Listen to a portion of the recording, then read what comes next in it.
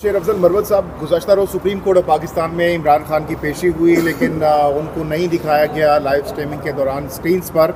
और उसके बाद हमने देखा कि एक पिक्चर भी लीक होती है। तो ये तमाम तर मामला हुआ।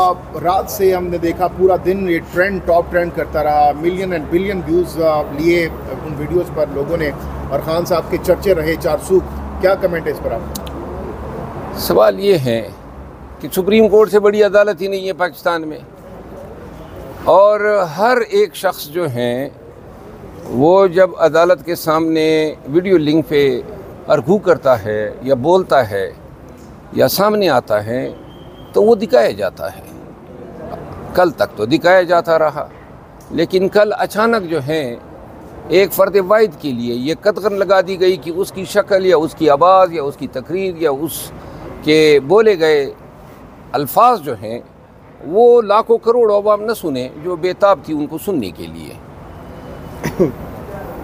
यानी कि मज़क़-ख़ेज़ मालूम होता है कि हमारा निज़ाम जो है वो सारा फोकस करके एक शख्स पे उसकी आवाज़ लोगों तक पहुंचने से रोकने के लिए उसकी तस्वीर, उसकी शबीह, उसकी वीडियो जो है, यही अगर आपका निज़ाम है और इतने आप डरे हुए हैं या इतने आप सहमे हुए हैं या आप अफोर्ड ही नहीं कर सकते हैं, तो ये भी तो सोचे ना। ये शख्स दायमी तो तौर पे तो अडियाला जेल का बासी नहीं रहेगा, उसने बाहर भी तो आना है। तो कब तक अवाम और अवाम के उस लीडर के दरमियान ये जो कयूद हैं या जो कदगने हैं वो आप बरकरार रख पाएंगे? आज मरीम नवाज साहिबा ने कमांडो की वर्दी पहनी है, एलीट फोर्स की। कहा यह जा रहा है कि उनकी जो वर्दी की तस्वीरें हैं वो इमरान खान साहब से ज़्यादा वायरल होंगी। क्या कहते हैं? कमांडो तो हेलीकॉप्टर से छलांगी भी लगाते हैं। तो मोहतरमा जो है सही कमांडो बन के दिखाएं, कोई छलांग लगा दें हेलीकॉप्टर से, तब मानेंगे कि कमांडो हैं भी। वर्दियाँ तो इस तरह जो हैं वो और भी बहुत सारी वर्दियाँ कोई पहन के आ जाएगा तो कमांडो तो नहीं बन जाता है। हाँ, मोहतरमा कुछ एक्शन दिखाए, कच्चे में चली जाए, कच्चे के डाकियों के ख़िलाफ़ फ़राइज़ जो हैं वो लीड करें, पंजाब पुलिस के दस्तों को क़यादत करें और कच्चे के डाकुओं का सफाया करें, या फिर अपने ही जो आसपास डाकू हैं जो इनके इर्द गिर्द हैं पक्के के। जी अच्छा, शेर अफजल मरवत साहब गुज़श्ता रोज़ खान साहब की पिक्चर लीक हुई, उसके बाद हमने देखा कि तहकीकात भी शुरू हुई और कुछ लोगों के नाम भी सामने आए, लेकिन तरदीद भी की गई शौकत बसरा साहब की जानिब से। तो इतनी सख्त सिक्योरिटी, 3 लेयर सिक्योरिटी थी, वॉक थ्रू गेट से, मोबाइल अलाउ नहीं थे, उसके बावजूद पिक्चर का आना एक बहुत बड़ा सवालिया निशान है। ये सिक्योरिटी पाकिस्तान में होती कुछ नहीं है, वैसे ही नारे होते हैं कि बड़ी सख्त सिक्योरिटी में लाया जाएगा। यही इनकी सिक्योरिटी थी जिसका बांडा जो है ना बीच चौराहे में फूट गया। सर, जजेस के खिलाफ प्रेस कॉन्फ्रेंस शुरू हाँ। पहले वावडा साहब, फिर मुस्तफा कमाल साहब, और ये भी देखने में आ रहा है कि बानी पीटीआई को जमानतें भी मिलना शुरू किया। ये उस चीज़ से रिलेट किया जा रहा है ये जो प्रेस मुस्तफा कमाल को बुला लिया सुप्रीम कोर्ट ने।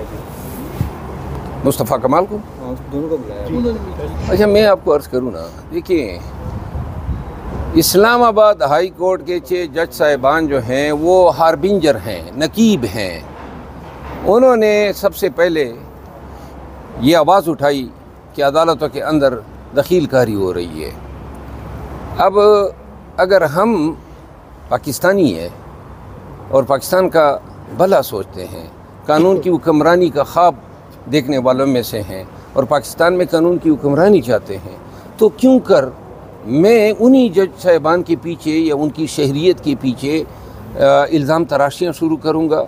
ये जो मीडिया पे आपने देखा, ये 2-3 आयाम से तसलसल से चंद मखसूस चेहरे आके वीडियो पे बताते हैं कि जज साहिबान ये कर लें, जज साहिबान। अब ये जज आपको बुरे लगने लगे हैं, जबकि इसी अदालत में, इस्लामाबाद हाई कोर्ट में, बानी पीटीआई इमरान खान को सज़ाएँ भी हुई, उनको ज़मानतें भी नहीं मिली, और आज तक इसी हाई कोर्ट में मुकदमात के ज़ेर समात होने की वजह से वो बाहर नहीं आ सका है, इस हाई कोर्ट की वजह से।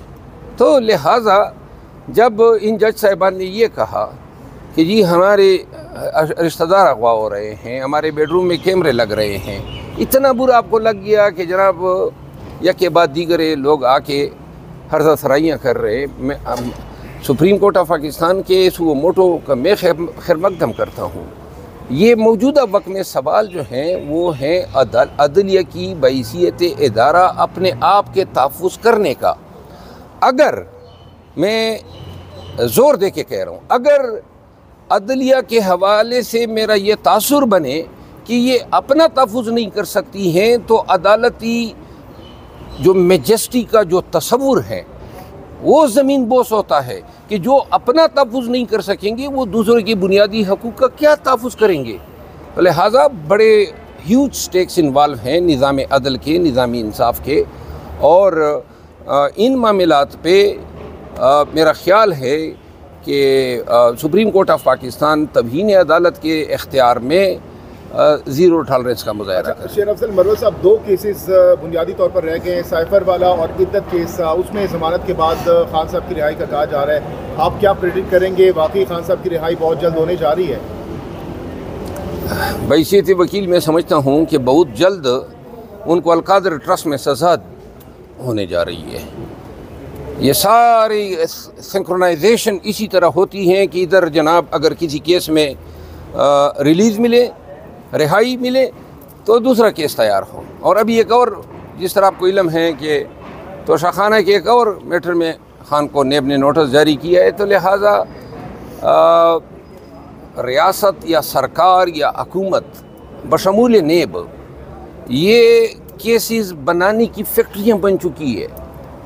जितने मर्ज़ी ये बनाएंगे और बना रहे हैं। मैं नहीं समझता हूँ कि जब तक खान को रिहा कराने का अब वही एक फार्मूला काम कर सकता है जो शहरियार अफरीदी के केस में अप्लाई हुआ था। शहरियार अफरीदी की यही हालत थी और शाहजाना गुलजार की कि कभी जेलम का डीसी, कभी पिंडी, कभी इस्लामाबाद, कभी कुआट, कभी पेशावर। एक की 3 MPO ख़त्म होती थी, दूसरे की जारी हो जाती थी। तो लिहाजा मैं उनकी केसेस लड़ रहा था, उनको रिहाई नहीं मिल रही थी।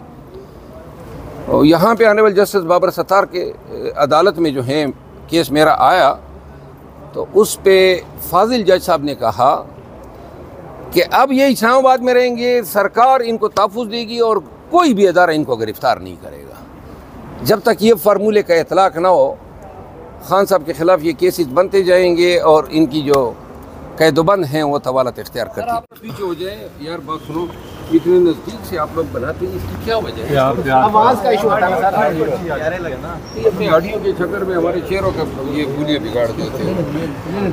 गर्मी थोड़ा सा पीछे हो जाए, हवा भी लग रहे हैं ना सर। पब्लिक आपको नज़दीक से देखना चाहती है, इसलिए